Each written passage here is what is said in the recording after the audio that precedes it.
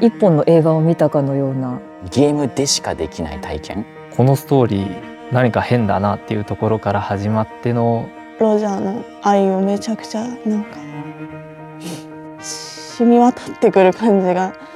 して。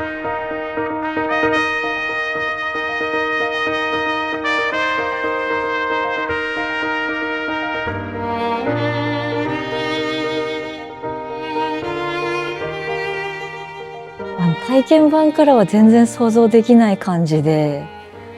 なんか最初結構ホラー系のゲームなのかなって思ったんですけど、全然真逆の心温まるストーリーで感動的で、すごいそこが驚きでした。結構不気味な感じだけどちょっと不思議な感じもするっていう、不気味で不安で不思議みたいな感じだったんですけど、全然もう印象がガラリと変わるエンディングで本当に驚きました。なんだ思いというか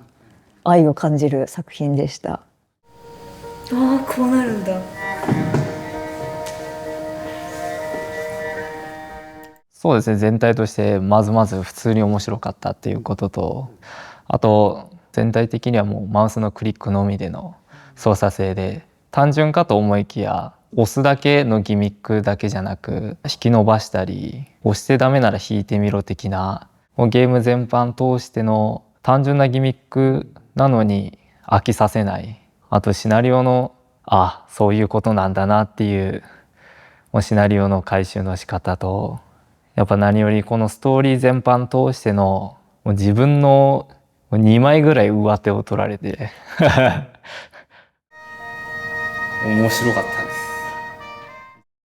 ゲームの中で多分いろんな丸が登場してたと思うんですけど、あの丸が詩的というかあの丸の存在がすごくいろんなものを表現してるなっていうふうに思って、それがなんか面白かったですね。心の機微とそのゲームの中の表現が一致してる感じがあって、そこがすごい不思議な没入体験でしたね。いや、なんかもうゲーム体験が突き抜けてるのでなんか物語重視っていうところの中に並ぶのとちょっとまた違うのかなとは思いますね。だから私はこのゲームをプレイした時の感想として、物語に感動したというよりかは、その引き立て方が新しかったっていうのはすごく感じます。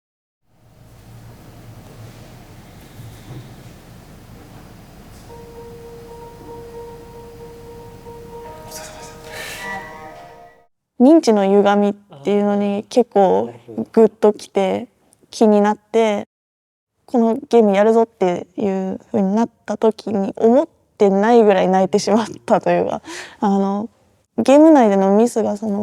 私が視点で見てる主人公の女性のままならない感じめちゃくちゃ感じて、よりロジャーへのなんか共感みたいなが深まっていく感じして、ロジャーの愛をめちゃくちゃなんか染み渡ってくる感じがして、エンディングとか見なくなっちゃいがちなんですけどなんかもうずっとこれが続いてればいいのにみたいな、なんか多分一人でやってもう一回泣くと思います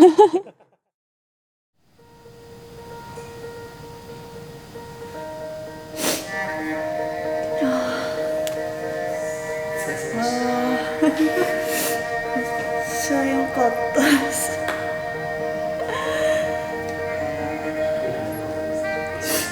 なんかもうダメですねこれ結構最近ってこう悲しい物語のゲームが多いので、一旦幸せな気持ちになれるようなやつ挟んでみないみたいな感じで、結構いろんな人におすすめできるんじゃないかなと思いました。ゲームプレイ時間としてはもうパッとできるんで、もう普通に人におすすめはしやすいかなとは思いますし、いろんなゲームをやっていく中でこうプレイ時間が十何時間っていうのが基本当たり前なんで、その中でちょっと隙間時間にできるゲームなんだけどって言っておすすめはできますね。やっぱりゲームならではの体験を求めてる人に遊んでほしいっていうのはありますね。ジャンルが決まってて RPG だとか恋愛アドベンチャーだとかシミュレーションとか、いろんなスポーツとかいろんなゲームがありますけど、そういうジャンルだったらこういうゲームだよねっていうに当てはまらないものを遊びたい人、本当に新しい体験をしたい人とか、本当にこの体験は本とか映画とか動画とかじゃなくてゲームだからこそできるっていうものをしたいっていう人はもうぜひ遊んだらいいんじゃないかなというふうに思います。結構言葉とかで理解させるタイプじゃなくて、なんか見た目とかその音の雰囲気とかで理解させてくれるタイプのゲームだから、本当にそれこそ世界中で理解してもらえるゲームなんじゃないかってめちゃくちゃ思います。めちゃくちゃいいゲームだなって。